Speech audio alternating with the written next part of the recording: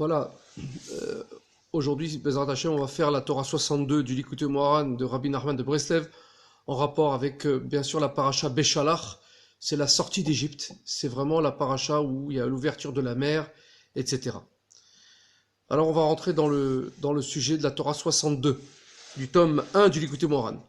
La nourriture d'Israël, c'est-à-dire quand Israël mange, ça permet l'union, les Shem Chut Bechu ou Shrinte, ça permet l'union avec Kadosh Baruch Hu et sa Shrina. Qu'est-ce que c'est la Shrina? Les gens savent peut-être pas. La Shrina, c'est la parole.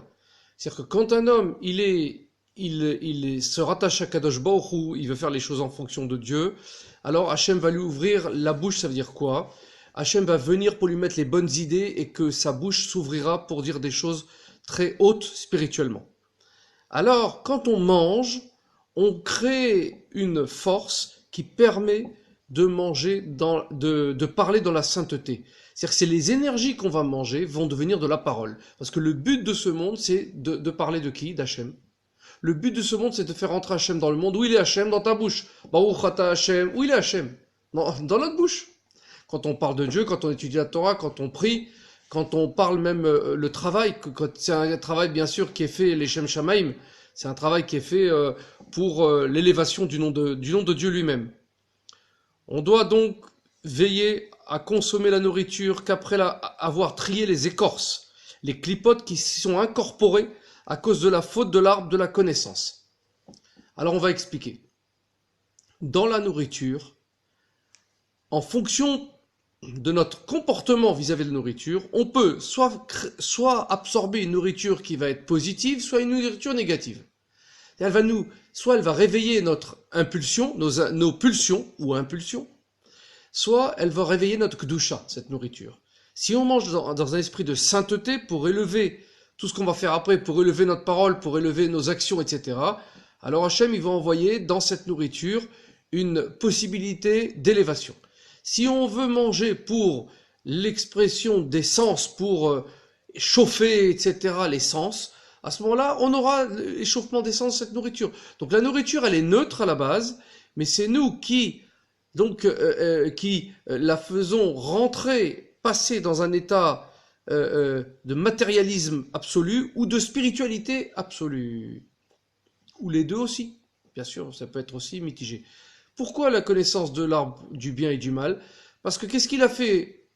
Qu'est-ce qu'ont fait les premiers hommes? Donc Chava et Adam, ils ont passé outre l'interdiction de Dieu de ne pas manger le fruit de l'arbre de la connaissance du bien et du mal, qui était réservé pour Shabbat. C'était un fruit qui comportait les 7 espèces de Eretz Israël, en vérité. Dedans, dans le même fruit, il y avait tout. Il y avait la figue, le raisin, la grenade, l'olivier, l'orge, le blé. J'ai oublié quelque chose ou pas? La date, etc., etc. Donc, ce fruit-là a été fait pour Shabbat, c'est-à-dire quoi? Pour réveiller la bina, pour réveiller la connaissance absolue. On peut retrouver cette connaissance absolue grâce à la nourriture. Si on mange avec sainteté, et qu'on prie avant et qu'on prie après, ça va être transformé en quelque chose de fabuleux, d'extrêmement saint. Et donc réveiller notre bina, notre discernement, c'est-à-dire quoi? De voir Hachem partout. Et donc de parler bien aussi. Parce que le but, c'est de faire résider Hachem dans ce monde, notamment par Malchut. Malchut, c'est la dernière sphira, c'est Malchut P, Torah Shebel P, c'est la parole. Ainsi, la nourriture qui comporte un mélange qui n'a pas été trié peut conduire par contre l'homme à fauter. Cela provoque donc une séparation entre nous et Akadosh Baruch Hu et la Shrina, parce que la présence d'Hachem dans le monde, c'est-à-dire l'envoyé d'Hachem dans ce monde, c'est la Shrina.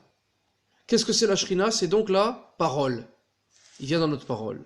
Les gens croient que la Shrina, c'est la présence de Dieu. Oui, c'est la présence de Dieu, mais elle se matérialise comment dans ce monde? Par la parole. Quand un homme il va parler avec sainteté, que les mots vont sortir facilement de sa bouche et qu'il va commencer à parler d'Hachem et que ça va être fluide, ça s'appelle Shrina. Eh oui, ça c'est fort, ça c'est très fort. Donc imaginons l'importance de la nourriture. Si on mange comme des goinfres, d'ailleurs Rabbi Nachman dit dans une autre Torah que comment est-ce que l'Yetzer Hara il fait fauter un tzaddik ou quelqu'un de déjà qui est très haut spirituellement, en le faisant manger, en le faisant se gaver, se goinfrer. Ainsi, il faut toujours, comme on a dit la semaine dernière, d'ailleurs la dernière fois, il faut essayer de restreindre la nourriture, de manger ce dont on a vraiment besoin pour énergifier son corps, pour penser qu'est-ce que je vais faire pour Hachem. Ça, c'est le but du Yehudi, du tzaddik. Le tri de la nourriture s'effectue grâce à la foi. Comment on peut arriver à trier cette nourriture, à ne pas manger, exagérer, à ne pas boire exagérément? Grâce à la Emouna. On se dit non, moi j'arrête là. J'arrête là parce que moi je veux pas tomber dans les travers pour ne pas perdre le fil, pour ne pas perdre la connexion que j'ai avec Hachem. Je veux pas manger exagéré.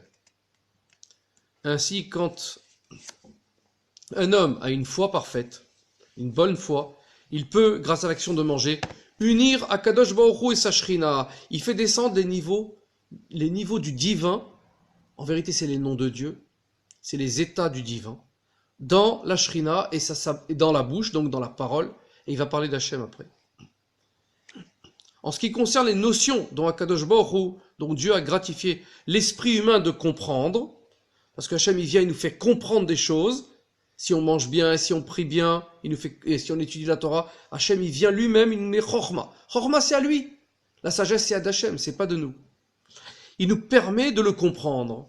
C'est donc une grande mitzvah d'affiner notre intelligence, d'affiner, d'étudier la Torah, d'élever le divin qu'il a dans chaque chose, en le comprenant, c'est l'étude de la Torah. Cependant, il y a certaines questions que l'esprit humain ne peut pas comprendre, ni n'apporter de réponse, car ce n'est qu'à l'avenir que ces questions seront résolues. Par exemple, comment Dieu il est infini dans le temps?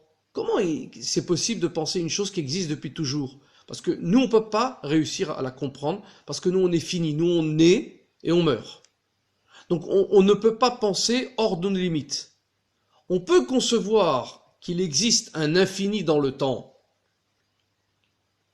et qu'en même temps, Hachem, il englobe le temps, donc il est en même temps au passé, au présent et au futur. Il est partout, dans tous les temps, Hachem. Mais nous, on ne peut pas comprendre ça, parce que nous, on est limité dans le temps. Donc, on ne peut pas comprendre les limités. Par contre, notre Neshama, elle comprend. Mais nous, consciemment, on ne peut pas comprendre ce que c'est. Sauf si Dieu veut bien le dévoiler à nous et nous permettre de comprendre ça. Mais pour l'instant, ce n'est pas le moment. Ça sera résolu quand? À Mashiach. Il est donc à présent interdit à l'homme de les approfondir. Pourquoi? Parce que si on commence à vouloir penser une chose impossible à penser, on va commencer à créer de la kfirout, de l'opposition à Dieu. Et on va tomber, on va rejeter Hachem à la fin. Parce qu'on ne supporte pas, parce que notre ego ne supporte pas qu'il n'y ait pas de réponse. Celui qui se fie à son intelligence pour chercher une réponse à ces difficultés-là, à ces genres de questions, il est dit à son sujet, aucun de ceux qui s'égarent là-bas ne reviendront. C'est un proverbe. Celui qui rentre dans ces questions-là, il ne peut pas revenir. Dans ce cas, il est impossible de nous fier à notre intelligence, bien sûr, propre, parce qu'on est limité, mais on doit se reposer uniquement sur la foi. Donc, il ne peut y avoir que de la foi. En vérité, on ne peut pas comprendre Dieu, donc il ne reste que la foi. La foi, c'est de croire qu'il est là, qu'il fait tout, qu'il est dans tous les mondes et qu'il entoure tous les mondes. Il est Sovev et Bifnim. Parfois, même pour les questions qui ont une réponse, les voies de la compréhension, quelquefois, sont obstruées, on n'arrive pas à comprendre. Et on ne sait pas y répondre. Quelquefois, on est fatigué, on n'a pas les capacités, on ne connaît pas. C'est pas évident de pouvoir répondre à tout. Cela provient du conflit qui siège dans le cœur entre le bon et le mauvais penchant. Et quelquefois, il y a des conflits, on n'est pas parfait. Donc, il y a des conflits entre le bon et le mauvais penchant qui nous tirent d'un côté, l'autre de l'autre. Alors, il y a des questions auxquelles on ne peut pas répondre à cause de ça. Car la connaissance, le da'at, la conscience émane du bon penchant du cœur, tandis que son voilement, le fait que que ne soit pas possible de comprendre, qui est l'hérésie, qui est donc l'opposition à Dieu. Quand on ne comprend pas, le type il rejette tout, ça veut dire que ça s'appelle l'hérésie, ça provient du mauvais penchant. La réparation de ce conflit entre le bon et le mauvais penchant consiste à étudier les décisionnaires de la loi, les poskim, c'est-à-dire la halakha. La halakha, elle permet d'annuler l'esprit de kfirut qu'il y a dans notre cœur. En effet, Ça nous permet de nous connecter à la paix, parce qu'on sait que quand on a la loi, une fois tranchée, elle représente la fin et l'aboutissement de tous les conflits. Il n'y a plus de conflits entre les sages qui ont débattu cette même loi. Ça crée un équilibre, ça crée une harmonie dans le corps.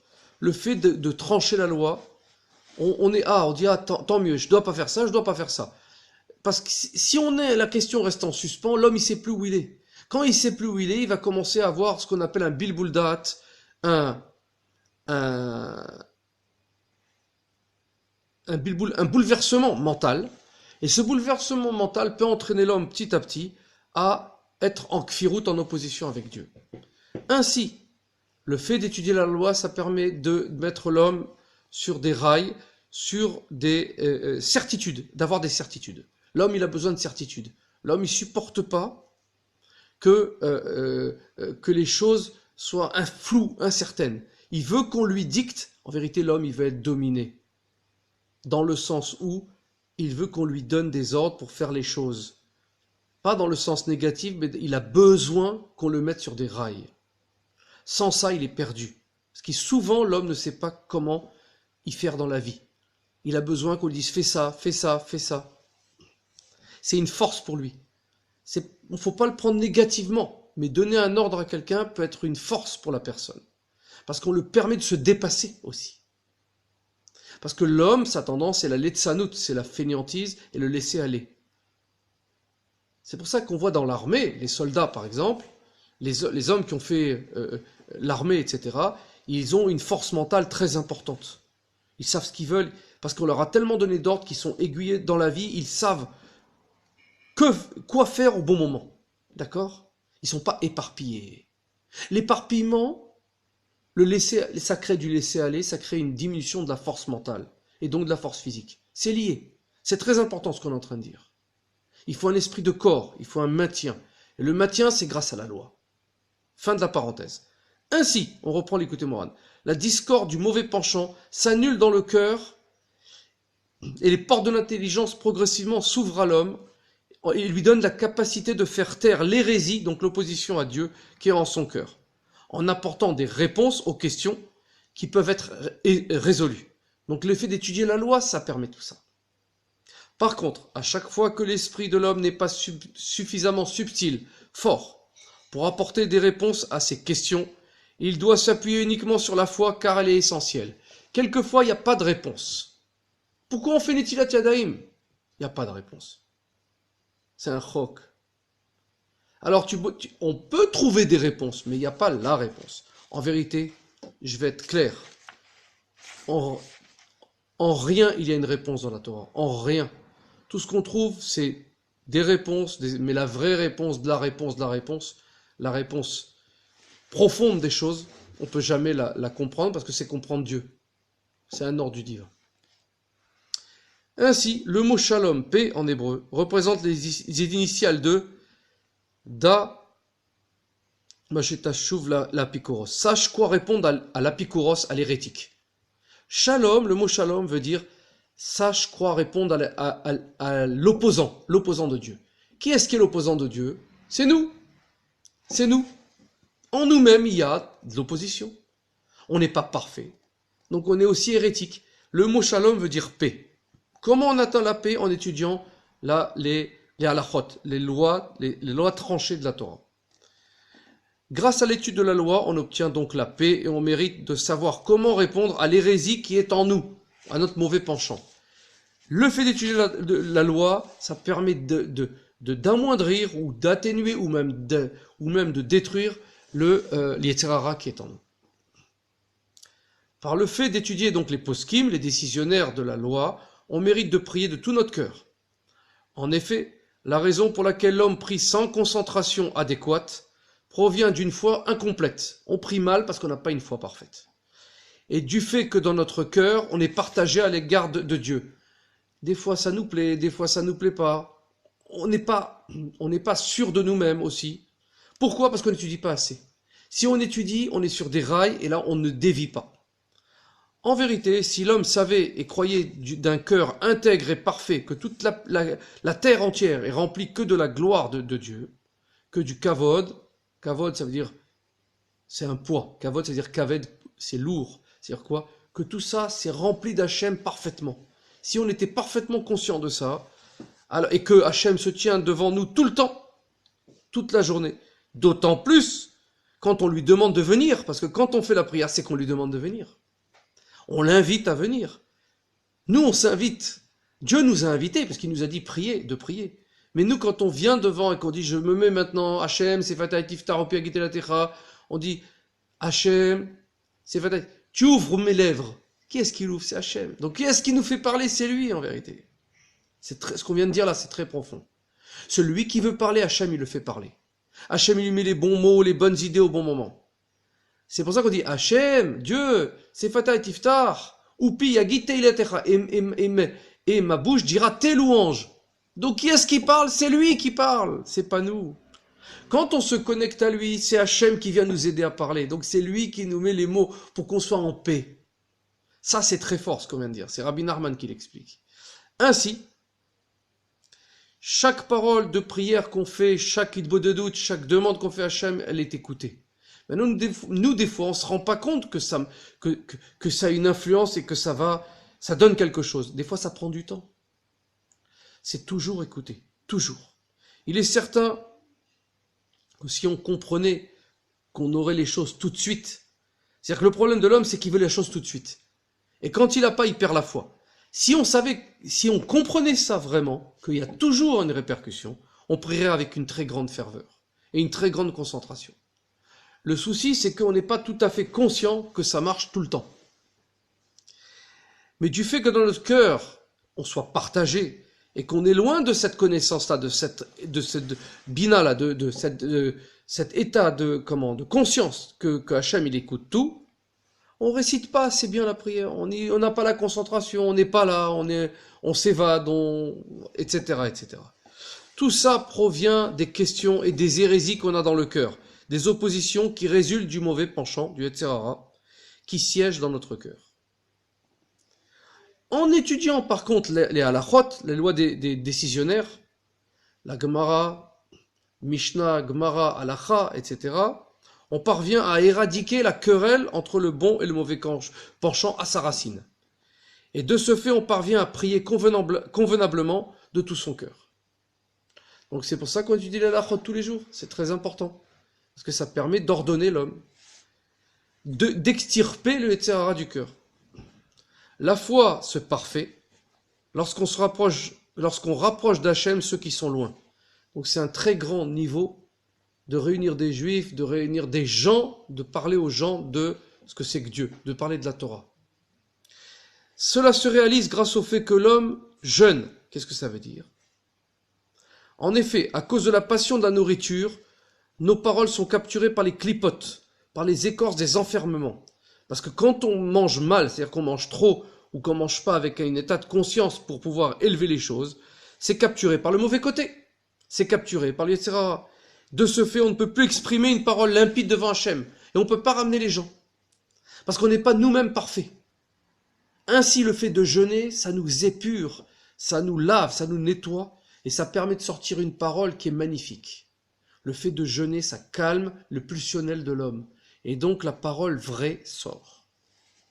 La réparation donc à cette lacune, au manque de foi, de Emouna, c'est quoi? C'est le jeûne. Ainsi, nous serons en mesure de nous exprimer clairement et de prier avec concentration devant Hachem à partir du moment où on a jeûné. Par cela, toutes les étincelles de sainteté s'élèvent, sortent des écorces du mal dans laquelle elles sont emprisonnées, et ces écorces tombent sans vie. On détruit ces écorces, on détruit ce qu'on appelle les clipotes. Par conséquent, les nations qui puisent dans les écorces, dans les clipotes, constatent en elles aucune vie. Elles les rejettent et leur foi grandit. Elles commencent à comprendre ce que c'est qu'Hachem. Grâce à notre jeûne, on fait faire tchouva au monde. Parce que quand on élève la création, tout s'élève. Le monde entier s'élève de niveau. C'est pas seulement nous, les juifs. Parce que quelqu'un qui fait tchouva, il occasionne la tchouva chez quelqu'un d'autre. Mais c'est pour le monde entier de revenir à Hachem, de comprendre, donc ça passe par nous. Nous avons un rôle prépondérant, nous avons un rôle très important, c'est nous-mêmes de faire tchouva, de revenir vers Hachem. Grâce à ça, on fait revenir le monde entier vers un Dieu unique. Les idolâtres, etc. reviennent. Grâce à ça, nous améliorons notre foi et on mérite de trier notre nourriture. Après, Akadosh Baruch Hu, il va faire de telle sorte qu'on n'a plus envie de manger comme c'était avant. On va trier, on va dire non, j'ai pas besoin, je mange un petit peu, pas besoin de plus que ça. On n'a plus les yeux plus gros que le ventre, comme on dit. Hein? C'est-à-dire que l'homme, il désire, il voit quelque chose de beau, il le désire, il veut le manger, etc. Tout ça, si on s'arrêtait 5 minutes et on comprenait que ça, c'est une énergie qui est cachée à l'intérieur pour nous donner une vitalité pour pouvoir parler d'Hachem, on fera attention de ne pas manger n'importe comment. Ainsi, par ça, grâce à ce tri-là, on crée une union entre Akadosh Baruch Hu et sa Shrina, qui est la parole. La Shrina, on l'a dit, c'est la parole. La foi n'est nécessaire que pour une chose dont on ignore la signification. La foi, elle sert, c'est le relais quand on comprend plus rien. Quand on comprend plus rien, on dit, je laisse dans les mains de Dieu. Je comprends pas maintenant, peut-être qu'Hachem, il voudra me le faire comprendre. Si c'est pas maintenant, ça sera après, ou ça sera même jamais, mais ça change rien pour moi. Moi, j'ai la foi, je vois que moi, ça marche. Dans les millénaires qu'on a traversés, le Ham Israël, depuis la destruction du temple, la foi, la Emouna, c'est notre seule arme. Tout le reste, ça n'existe pas. En vérité, on ne peut rien comprendre. On peut comprendre qui c'est Hachem? Non. On peut aimer Hachem? Non, parce qu'il est infini. On peut pas le comprendre, il est infini. Qu'est-ce qui reste? Il reste que la foi. On peut l'aimer ponctuellement. On peut le comprendre ponctuellement grâce au fait qu'on étudie la Torah et qu'on parle de Dieu et qu'il vient nous aider à parler de lui, à le faire comprendre. Mais on peut pas le comprendre, il est infini. Qu'est-ce qu'il y a donc dans la vie? Il n'y a que la foi, il n'y a que la Emouna. On n'a que de la Emouna. En dépit de ça, la chose paraîtra parfaitement claire aux yeux du croyant. C'est-à-dire que quand même, on ne comprend pas, mais tout est clair. On comprend que tout est Hachem. Ça, on le conçoit. On le conçoit, pourquoi? Parce que on a aussi le mérite de nos pères, de nos ancêtres, ils nous ont habitués à travers les siècles à avoir une foi en un Dieu unique. Avoir une foi à comprendre que tout ça, c'est Hachem qui l'organise. Ça, c'est grâce au mérite de nos pères. On descend d'Abraham, Yitzhak et Yaakov. On a vécu le temple, etc. On est sorti d'Égypte, comme cette semaine Béchalar. Ça, c'est une foi. On a de la foi. On a été sorti de l'esclavage d'Égypte. C'est une réalité. Ça, c'était impossible et impensable à comprendre. À voir qu'un peuple entier qui a été mis en esclavage par le peuple le plus fort de l'époque, un peuple sans défense réussit à détruire ses chaînes et à sortir. C'est impossible parce que toute la structure de l'Égypte était basée sur l'esclavage parce qu'ils ne travaillaient pas. Il n'y avait pas d'esclaves, c'était fini, l'Égypte tombait. Terminé. C'est ce qui s'est passé d'ailleurs quand on est parti. Du fait que notre foi n'est pas parfaite, beaucoup de gens placent des causes intermédiaires entre eux et Dieu. C'est-à-dire quoi? Ils croient en Dieu, mais aussi à des intermédiaires, en affirmant que les causes sont nécessaires. Par exemple, ils disent « Ah, j'ai été guéri par le médicament ». Ils disent pas par Hachem. Ça, c'est un intermédiaire. Ils disent par exemple « Ma subsistance, ma nourriture dépend du travail, de la transaction commerciale. » Et qu'elle constitue l'essentiel, comme si que Dieu en préserve. Sans transaction, sans commerce, etc., on mangerait pas. Mais c'est Hachem qui nous permet de manger. Il ne faut pas croire que parce qu'on travaille, c'est Hachem qui nous amène la parnassa. C'est Dieu. De même, les remèdes médicaux, comme on l'a dit, on va dire que c'est le médicament qui nous a guéris, c'est pas Hachem. Comme si Hachem ne pouvait pas assurer notre propre guérison. Bien sûr, ce principe est faux, car Hachem est la cause de toute cause, c'est Raza des Razines, c'est la cause des causes. Il est supérieur à tout, n'a besoin d'aucune cause, on pourrait simplement boire de l'eau, et avec la foi, être guéri. C'est le niveau de Rabbi Shimon Bar Yochai, absolument. L'eau et un peu de caroube, et il est resté pendant des années comme ça. Aussi, quand on utilise les causes, on doit comprendre que c'est uniquement Hachem qui se cache derrière.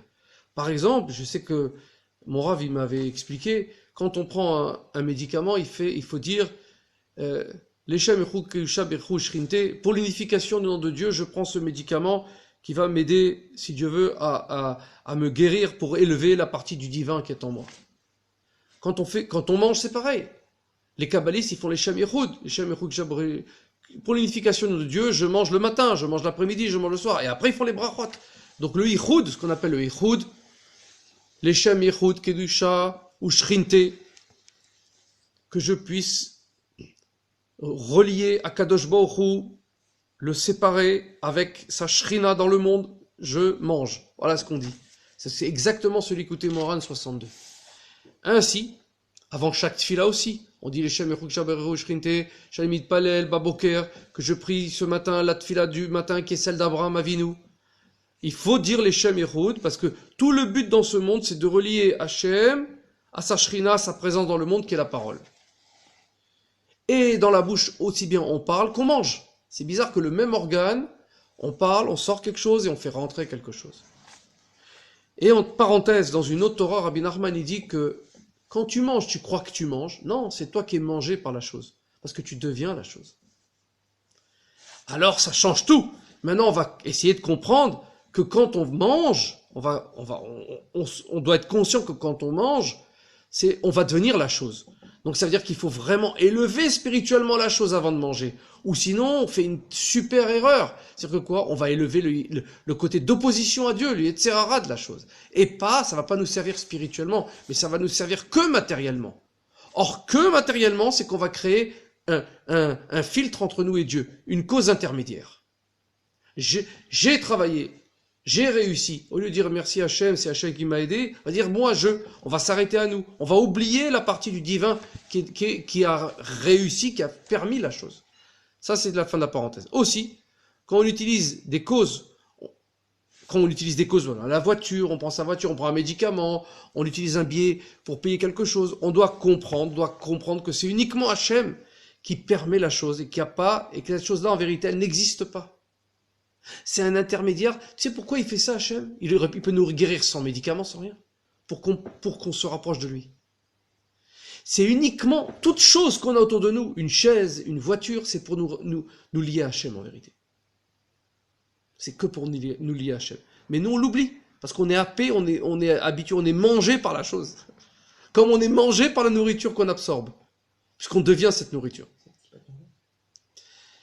Alors, il pose une question, il a dit Klipat Noga. Oui, la nourriture, elle est Noga, c'est-à-dire qu'elle est neutre. Mais elle peut nous tirer dans l'exagération, comme elle peut nous tirer dans la sainteté. En vérité, toute chose est neutre, si on veut bien voir. Ta voiture, tu peux la prendre pour élever Hachem, comme tu peux la prendre pour des pulsions. Toute chose. Porter des habits, ça peut être pour Hachem, je m'habille pour ne pas avoir froid, ou ça peut être pour de la frime, excuse-moi, pour plaire aux autres, etc. C'est de la gava. Ça peut être pour l'humilité comme pour la gava. Toute chose, elle peut être klipat noga, effectivement. L'important en toute chose est de bien débuter. Donc à la base, il faut que notre esprit soit unitarisé dans le système de comprendre que tout est Hachem. Avant de manger, on fait les Shem Yehoud. Avant de prier, avant de travailler, avant de sortir, on embrasse la mezouza. Ça fait partie de ce mouvement d'unitarisation du système dans Hachem. Cependant, effectivement que petit à petit on va y arriver, tout début sont difficiles, car on doit inverser notre nature. Notre nature, c'est de profiter sans penser. On veut pas, on en a marre. Combien on va penser? Voilà ce que disent les gens qui... Non, d'abord on va y aller doucement, parce que si on fait tout d'un coup, on brûle la chose, c'est pas bien. Donc on va commencer à s'habituer.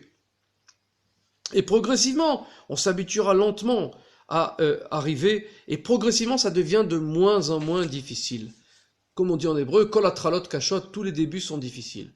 Ainsi, la avodat Hashem, le travail divin, le service divin et la crainte en nous au quotidien dépendent de notre début. Car chaque jour, il faut revenir en arrière pour recevoir la force du commencement qui était au début encore plus difficile. Chaque matin, c'est une nouvelle création. Chaque matin, c'est une nouvelle foi. Pour cette raison, on recommence tous les jours à zéro. Tout le temps, il faut recommencer à zéro. Comme on dit en philosophie, faire table rase. Tous les jours, dire, il n'y a que Hachem dans le monde, je fais table rase. Ce que j'ai vécu avant sont des implants, des pensées, qui des fois nous tirent vers le bas, nous empêchent. Quelquefois, les souvenirs sont bloquants. Il faut dire, non, il n'y a que Hachem dans le monde. J'oublie ça, je vais dans... Aujourd'hui, c'est Ayom, Ibekolotishmo. Aujourd'hui, j'entends la voix pour la première fois. Aujourd'hui, c'est le nouveau. Ainsi, on peut tout changer, on peut tout parfaire, même si ça avait été imparfait avant, du fait que tout dépend du commencement. Le fait est de dire que moi, je commence maintenant aujourd'hui. Je fais tout à zéro. C'est ça la tchouva. Je désire consciemment et inconsciemment, on va dire, notre neshama, elle veut revenir à zéro, elle veut se rattacher à Hachem. Et des fois, on l'empêche d'aller vers Hachem parce que on est bloqué par des pensées. On dit, je vais pas y arriver, je suis pas assez intelligent. C'est complètement faux. Toute l'intelligence, ça dépend de la chorma, c'est Hachem. On va pas y arriver, c'est faux. Hachem, il peut ouvrir toutes les portes. Simplement, on n'est pas conscient à l'état parfait. On n'a pas une émouna parfaite. C'est tout ce qu'il y a. C'est tout le problème de l'homme. C'est pour ça qu'il faut se renforcer et réveiller notre cœur tous les jours pour recommencer à zéro à chaque fois avec une force, un grand enthousiasme, une joie, une nouvelle vigueur, comme si c'était aujourd'hui la première fois que notre service commençait et que notre service, faut bien qu'on va, tout est bien, ce que je fais c'est bien, je suis un homme bien, il faut dire ça. Puisque ça dépend d'un bon départ. Aujourd'hui, j'ai décidé d'être nouveau. C'est ça ce qu'il faut dire tous les jours. Ainsi, à chaque fois, on doit se soucier d'avoir mal débuté dans le but de se raffermir. On dit, ok, hier j'étais quelque chose, aujourd'hui je suis nouveau, tout est parfait. On recommence à zéro. C'est ça le Yehudi. Il s'annule devant Hachem, donc il recommence à zéro tous les jours. Chaque fois qu'un individu se rend chez le tzaddik, il doit appréhender cette visite comme si c'était la première fois. De la même façon, quand on va chez le tzaddik, automatiquement on change. On devient quelque chose d'autre. On se rapproche, on prend le or, on prend une lumière nouvelle. Parce que nous-mêmes, on devient quelqu'un de nouveau quand on s'approche du tzaddik. Alors, il faut appréhender ça. Il faut dire, espérons que je puisse réussir à être nouveau, etc. Il faut prier d'abord avant d'aller voir le tzaddik. À cause des discordes, naît l'hérésie. C'est les bagarres qui créent de l'hérésie de l'opposition à Hachem. Parce que l'homme est mal dans sa peau quand il y a une bagarre. Ainsi, à cause de ça, l'homme n'arrive plus à prier avec ferveur. Mais quand il y a la paix, quand l'homme il est bien, il est en paix avec sa matière, son esprit, alors l'hérésie et l'athéisme disparaissent. Lorsque la paix règne, chacun discute avec son prochain dans la sérénité, on est serein. Et donc, on comprend que Dieu, il fait le tout parce qu'on est bien. De ce fait, chacun peut par le dialogue rectifier les mauvaises opinions de son prochain. Parler avec son prochain de tout cœur, l'aider, extirper ainsi l'hérésie et l'athéisme qui résident dans son cœur. Par contre, quand l'homme est en colère, Dieu en préserve, ça l'empêche de s'entretenir avec son prochain et de rectifier ses idées, parce qu'il est mal en lui. Comment tu veux qu'il aide quelqu'un s'il est mal en lui? Il n'est pas en paix. Même s'ils en viennent à discuter, l'un n'arrive pas à accepter les propos de l'autre, puisque chacun désire l'emporter, chacun désire avoir raison. Il faut savoir écouter, parce que chacun il a dans son cœur quelque chose qu'on ne peut pas comprendre. Donc il faut bien écouter pour concevoir et comprendre ce qu'il a, la personne. Donc il faut l'aimer aussi. Il faut de la hardoute, il faut de l'amour. Donc la foi dépend essentiellement de la paix qui est en nous. Et la paix, elle permet l'union des oppositions. Comme par exemple, Esh, le feu et l'eau. Esh vemaim, le feu et l'eau, ça fait shamaim, ça fait les cieux. Ça fait quoi? La condensation, la vapeur. Dans la vapeur d'eau, il y a du feu et de l'eau en même temps, puisqu'il y a de l'eau brûlante, d'accord, de l'eau chaude. Ça s'appelle la vapeur. Et cette vapeur-là, pourtant, ce sont deux oppositions. Le feu et l'eau, c'est opposé. Eh ben non, en vérité, il n'y a pas d'opposition. Il n'y a que de l'unitarisation des systèmes. Simplement, il faut que ce soit fait dans le shalom en bas par l'homme, et après, grâce à ça, on crée le shalom dans le monde. Le shalom en nous crée le shalom chez les autres. Baruch Adonai leolam, amen ve amen.